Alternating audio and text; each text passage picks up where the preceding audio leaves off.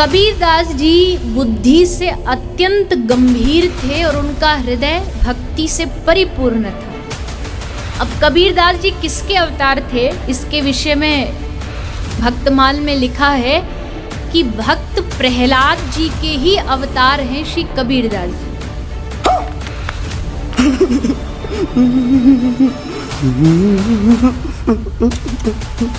कदर मचा रखे नकली संतों आचार्यों शंकराचार्यों ने, दुनिया डबो दी। कबीर साहिब जी वास्तव में किसका अवतार थे, आज इसी शंका का समाधान करने के लिए हम आपके बीच दो संतों के आध्यात्मिक विचार लेकर आए हैं। इस आध्यात्मिक ज्ञान चर्चा में एक तरफ हैं देवी चित्रलेखा जी और दूसरी तरफ हैं जगत गुरु रामपाल जी। इन आध्यात्मिक संतों में किसका ज्ञान उत्तम है, कमेंट करके हमें अपनी राय अवश्य दें। अगर इस चैनल पर आप पहली बार आए हैं तो फटाफट से वीडियो को लाइक और चैनल को सब्सक्राइब जरूर कर दें। तो चलिए वीडियो शुरू करते हैं। कबीरदास जी बुद्धि से अत्यंत गंभीर थे और उनका हृदय भक्ति से परिपूर्ण था। अब कबीरदास जी किसके अवतार थे, इसके विषय में भक्तमाल में लिखा है कि भक्त प्रहलाद जी के ही अवतार हैं श्री कबीरदास जी। और प्रहलाद जी की कथा तो आप सबने भागवत के माध्यम से कितनी बार सुनी है। कितने परम भक्त थे प्रहलाद जी। उन्हीं का अवतार कलयुग में श्री कबीरदास जी के रूप में प्रकट हुआ। वंदौ श्री प्रहलाद जिन धर्यो रूप कबीर, कली मद मर्दन वीरवर, सिद्ध समर रणधीर। ऐसे श्री कबीरदास जी, इनका प्रागट्य हुआ ज्येष्ठ पूरन मासी को सोमवार को।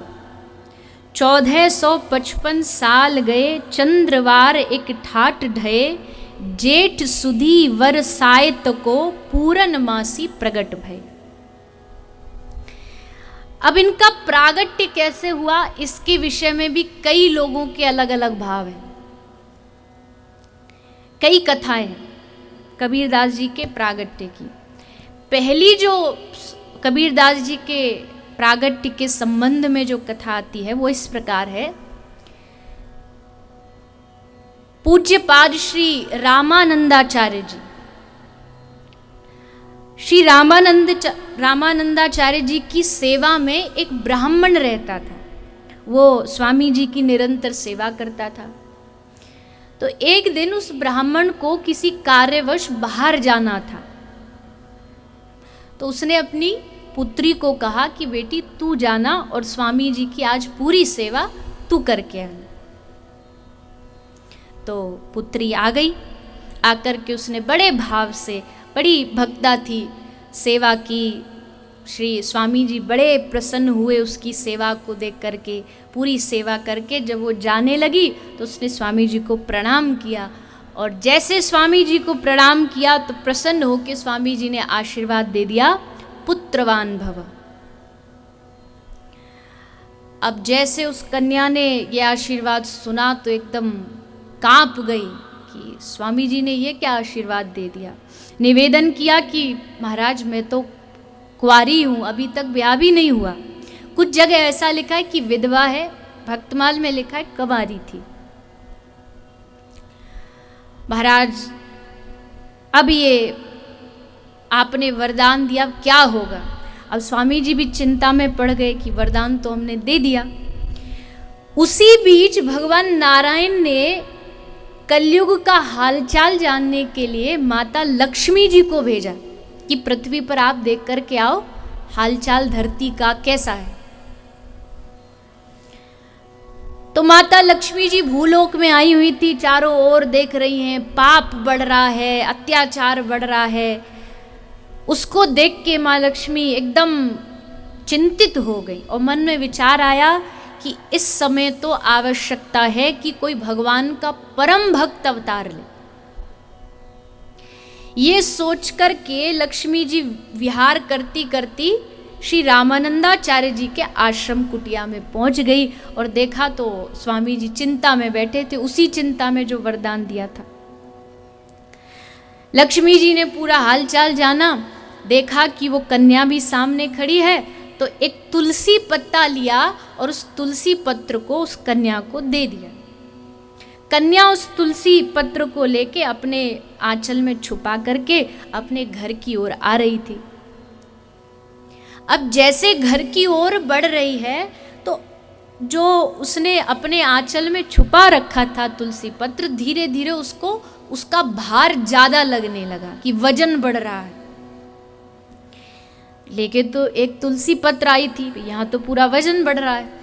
तो जैसे उसने आंचल हटाया तो उसकी गोद में एक बड़ा सुंदर नन्हा सा शिशु उसे प्राप्त हुआ, और वो शिशु कबीरदास जी ही थे, जो साक्षात गुरु की कृपा से, श्री रामानंदाचार्य जी की कृपा से, और साक्षात भगवान के द्वारा प्रेरणा लक्ष्मी जी को हुई, और लक्ष्मी जी के द्वारा वो पत्र, तुलसी पत्र उस कन्या को मिला। अब कन्या को शिशु तो मिल गया, पर अब घबराई कि घर लेके कैसे जाऊं। घर लेके गई तो चारों ओर खूब मेरी लोग हंसी उड़ाएंगे, विरोध करेंगे। तो उसने एक पास में लहर तारा नाम का तालाब था, उस तालाब में उस बालक को बहा दिया। देव योग से उसी तालाब के पास से नीरू और नीमा नाम के एक दंपति जा रहे थे। दोनों दंपति संतानहीन थे, उनको संतान थी नहीं। जैसे बालक की नीरू और नीमा को रोने की आवाज आई सो रुक गए और देखा तो एक शिशु कमल के पत्ते पर मुस्कुरा रहा है। तो पत्नी ने कहा, निवेदन किया कि स्वामी आपकी आज्ञा हो तो इसको हम अपने साथ ले चलें, और दोनों उस बालक को घर ले आए। और इस प्रकार नीरू और नीमा कबीरदास जी के माता और पिता बन गए। तो एक कथा कबीरदास जी के प्रागट्य की ये है। एक कथा जिसमें सिर्फ इतना वर्णन आया है कि कबीरदास जी स्वतः ही कमल के पुष्प पर प्रकट हुए। तो ये अलग अलग लोगों के अलग अलग मत के अनुसार श्री कबीरदास जी का प्रागट्य हुआ है। दोस्तों, अभी आपने सुने देवी चित्रलेखा जी के आध्यात्मिक विचार। आइए अब सुनते हैं संत रामपाल जी महाराज के आध्यात्मिक विचार। अनंत कोट ब्रह्मांड का एक रति नहीं भारे, सतगुरु पुरुष कबीर हैं ये कुल के सिरजनहारे। ना सतगुरु जननी जने उनके माने बापे, पिंड ब्रह्मांड से रहित हैं जाना तीनों तापे। हम सुल्तानी नानक तारे दादू को उपदेश दिया, जात जुलाहा भेद न पाया वो काशी माहे कबीर हुआ। अब ये भी स्पष्ट कर दिया कि जो जुलाहा जाति में प्रकट हुए थे वही परमात्मा अनंत कोट ब्रह्मांड के स्वामी कबीर जी हैं। तो अखिल ब्रह्मांड का नायक, अखिल ब्रह्मांड का स्वामी कबीर साहब हैं, जो बनारस के अंदर, काशी शहर के अंदर जो सशरीर आकर प्रकट हुए थे। एक कमल के फूल पर शिशु रूप धारण करके विराजमान हुए थे। धीरे धीरे बड़े हुए, तत्व ज्ञान का प्रचार किया। ये हम सब के जनक हैं, ये कुल के मालिक हैं। इन भगवान ने, इस परमात्मा ने आकर के अपना यथार्थ ज्ञान दिया। प्रत्येक युग में आते हैं ये कबीर परमेश्वर, लेकिन अन्य युगों में, सतयुग, त्रेता, द्वापर में ये अन्य नामांतर करके आ जाते हैं। सतयुग में सत्सुकृत नाम से, त्रेता में मुनिंदर नाम से, और द्वापर में करुणा में नाम से, और कलयुग में अपने ओरिजिनल नाम से आते हैं, कबीर नाम से, कबीर नाम से। तो पुण्यात्माओं, 600 वर्ष पहले परमात्मा ने इन श्री ब्रह्मा, श्री विष्णु, श्री शिव जी, इनके पिता और इनकी माता की उत्पत्ति बताई थी। ब्रह्मा विष्णु महेश के माता पिता की जानकारी परमेश्वर ने 600 वर्ष पहले बताई थी, लेकिन इन अज्ञानी ऋषि में ऋषियों ने, तत्वज्ञानहीनों ने, मंडलेश्वरों ने परमात्मा के उस अमृत ज्ञान को, उस यथार्थ ज्ञान को जनता तक नहीं जाने दिया और कहते रहे कबीर झूठ बोलता है, ये अशिक्षित है, ये क्या जाने भगवान के बारे में, ये क्या जाने वेदों और गीता और पुराणों के बारे में, क्योंकि इसको अक्षर ज्ञान नहीं, ये संस्कृत भाषा से परिचित नहीं। और वो नकली मंडलेश्वर केवल संस्कृत भाषा से तो परिचित थे, लेकिन अध्यात्म ज्ञान शून्य था उनका। अब हमारे सामने एक प्रॉब्लम अड़ी रही, वो एक बात कह दिया करते थे कि कबीर दानक है, दुल्हा है, ये शिक्षा का अधिकारी भी नहीं है, ये कहाँ से जान सकता है पुराणों और कुरान को, वेद और गीता को, ये सब झूठ बोलता है। ये जो कह रहा है कि 3 देव की जो करते भक्ति उनकी कदे न होए मुक्ति। परमात्मा कहा करते थे, गुण तीनों की भक्ति में ये भूल पड़ो संसार, कहे कबीर निज नाम बिना कैसे उतरो पार। 3 देव की जो करते भक्ति उनकी कदे ना होवे मुक्ति।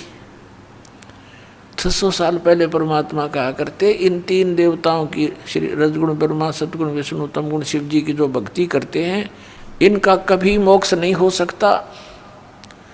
इस बात से अक्षुब्ध होकर के हिंदू धर्म के गुरुओं ने उस परमेश्वर का घोर विरोध किया और करवाया, जनता को बरगला कर कि कबीर झूठा है, ये झूठ बोलता है, इनके कोई माता पिता नहीं, ये अजरो अमर हैं, सर्वेश्वर हैं, महेश्वर हैं, मृत्युंजय कालज्य, ये सर्वशक्तिमान है, अखिल ब्रह्मांड के नायक। कौन? श्री विष्णु जी। कोई शंकर जी को अखिल ब्रह्मांड का नायक बताता, जो उसका पुजारी है।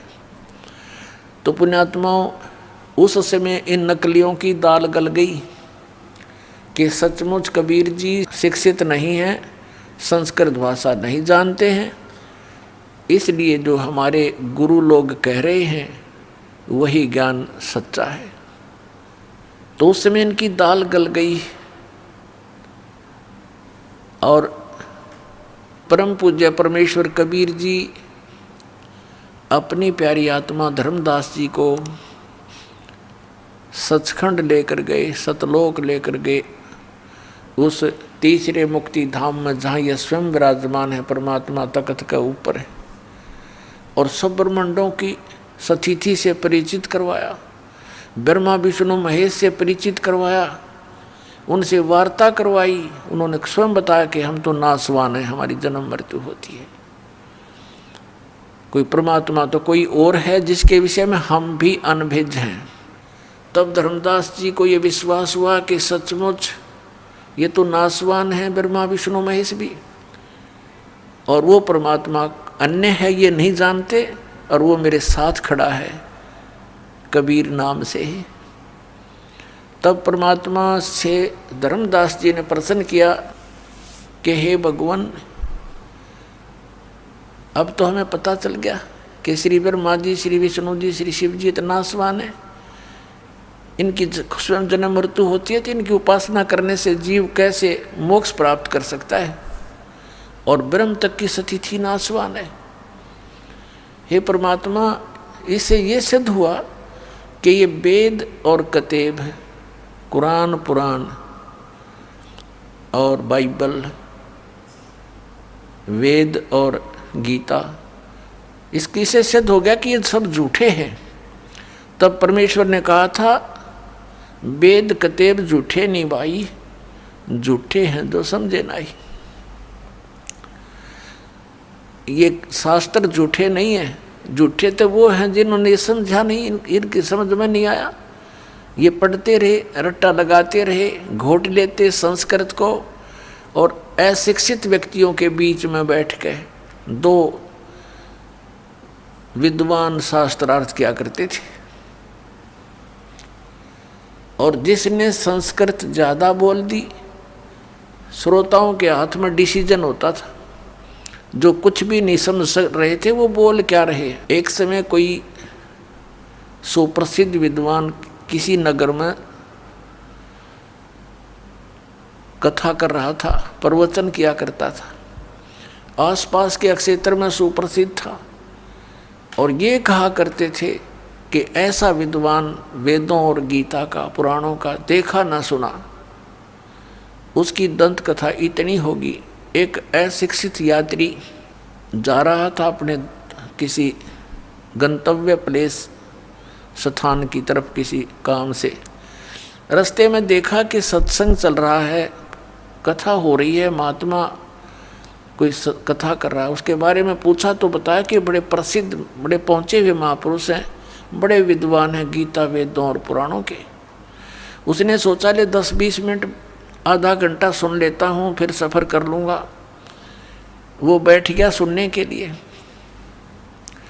अब जब तक वो वहाँ बैठा रहा तब तक वो केवल संस्कृत ही बोलता रहा।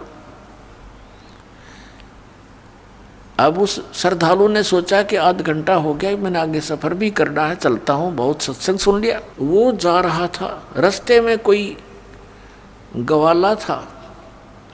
उसने पूछा कि कहाँ से आए हो यात्री, कहाँ जा रहे हो? उस यात्री ने बताया कि मैं ऐसे ऐसे इस गाँव को जा रहा हूँ और इधर से आया हूँ। तो उस ग्वाले ने कहा कि रास्ते यहाँ इस नगर में एक महात्मा आए हुए हैं, वो सत्संग सुना आपने? तो उसने कहा जी सुन के आया हूँ मैं सत्संग। कैसा लगा? कि क्या बात कही, बस कमाल कर दिया। तो उसने कहा, उस पाली ने, ग्वाले ने कहा कि कुछ मुझे भी सुना दो, मुझे तो सौभाग्य प्राप्त हुआ नहीं वहाँ जाने का, क्योंकि मैं पशुओं को लिए हुए हूँ, मुझे भी 2 वचन सुना दे जो तू सुन कर आया है। तो वो क्या कहता है यात्री कि ये तो मुझे मालूम नहीं उसने क्या बोला, वो संस्कृत बोल रहा था पर कर दिया कमाल। बता, टट्टू कमाल कर दिया जब तूने ये ही नहीं मालूम उसने बोला क्या, उन्होंने कहा कर दिया कमाल। तो पुण्यात्मा, इस तरह ये लोक वेद के आधार से सुनी सुनाई बातों से एक दूसरे से सुनकर ये महापुरुष और मैं ऋषि पाक रहे थे, न कख नहीं पता था किसी ने भी। अब ये दास ने जो शब्द बोल दिया कि किसी ने भी कुछ पता नहीं था, तो ये भगत समाज का गले नहीं उतरे कि ऐसा क्या किसी को भी मालूम नहीं था? किसी को छोड़ो, ब्रह्मा विष्णु महेश को भी ज्ञान नहीं। एक कबीर परमात्मा को छोड़कर या उन महापुरुषों के को छोड़ दो जिनको भगवान मिले, बाकी किसी को ज्ञान नहीं। अपनात्माओं, ये प्रश्न अगर यही छोड़ दिया तो दास का सत्संग सुनना बंद कर देंगे बोली आत्माएं। कहता है ये तो अभिमानी गणा है, अपने आप को विद्वान सिद्ध करना चाहता, सबको कहता किसी को ज्ञान नहीं। दास अभिमान के तो आसपास नहीं, और अभिमान वो व्यक्ति कर सकता या तो जिसने भगवान का ज्ञान नहीं, अध्यात्म मार्ग का, या वो कर सकता है जिसने कुछ अपनी नई खोज करी हो। दास का कोई अपना ज्ञान नहीं। सदग्रंथों में जो गूढ़ रहस्य आज तक ये नकली ऋषि महर्षि और ब्रह्मा विष्णु महेश तक नहीं समझ सके, उन गूढ़ रहस्यों को रूबरू किया है, समझा है, अच्छी तरह आपके पास लाया हूँ। इसमें अभिमान का तो कोई बात तय को नहीं। और सच्चाई है ये जो दास आपको कह रहा है कि किसी को भी अध्यात्म ज्ञान नहीं है इस दास के अतिरिक्त वर्तमान में। आगे की तो बात छोड़ो, पहले की तो, लेकिन जो महापुरुष हुए हैं जिनको परमात्मा मिले हैं वो तो परिपूर्ण थे ही। जिनको भगवान मिल गए फिर वो कैसे कच्चे रह सकते हैं? वो कौन कौन है? आदरणीय धर्मदास साहिब जी, आदरणीय मलुकदास साहिब जी, आदरणीय नानक साहिब जी, आदरणीय दादू साहिब जी, आदरणीय गरीबदास साहिब जी, गांव छुड़ानी, जिला ददर, हरियाणा वाले। और आदरणीय गीसा दास साहब जी, गांव खेखड़ा, जिला मेरठ और उत्तर प्रदेश वाले, इन महापुरुषों को छोड़कर जो दास के नॉलेज में है, उनके अतिरिक्त अध्यात्म ज्ञान किसी के पास नहीं था। सब उआ बाई बक रहे थे।